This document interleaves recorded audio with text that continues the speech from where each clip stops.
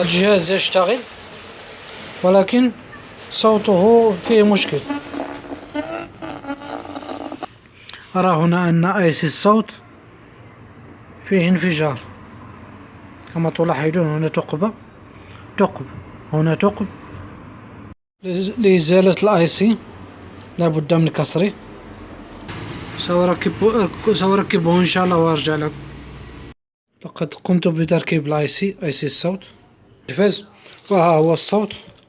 أزيد الصوت من الريموت. بشكل عام هناك مسألة وهناك أمر نتناقش فيه